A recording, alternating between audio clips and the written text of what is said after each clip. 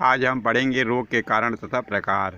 रोग क्या है तो याद रखिएगा, विश्व स्वास्थ्य संगठन के द्वारा जो है जारी की गई है, उसके अनुसार जो है शारीरिक, मानसिक और सामाजिक रूप से शरीर का जो है ठीक होना स्वस्थ शरीर कहलाता है। अब रोग क्या है तो इन स्थिति के कारण जो है रोग जब किसी भी शारीरिक रूप से, मानसिक रूप से या सामाजिक रूप से कार्य करने में असक्षम जताता है तो उसको हम रोग की स्थिति कहते हैं और उसे हम रोगी कहते हैं।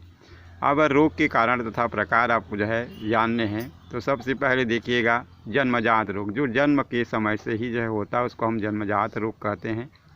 दूसरी उपार्जित, जन्म के बाद किसी बाह्य कारणों से होने वाले रोग को हम उपार्जित रोग कहते हैं।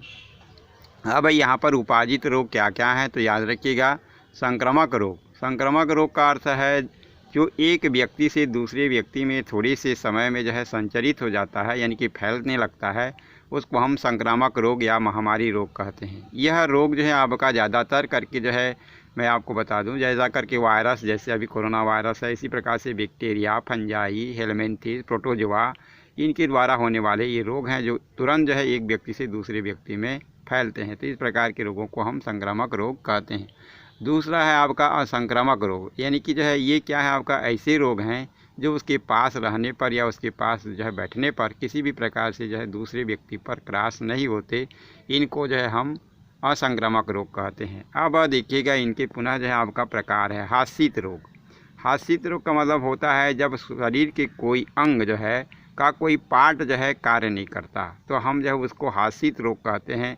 ऐसे रोग में जो है जैसे आपका कोरनी धमनी या जो है आपका कहनी चाहिए साइनोवालिकुलर नोड या हिंज बंडल किसी भी प्रकार के कार्य नहीं करता तो हृदय घात रोग होता है। तो ये क्या है, आपका हृदय के कार्य करने के कारण ये होने वाला रोग है। तो इसको हम हास्यित रोग कहते हैं, यानी कि शरीर के कोई अंग का कोई पार्ट जो है कार्य नहीं करता।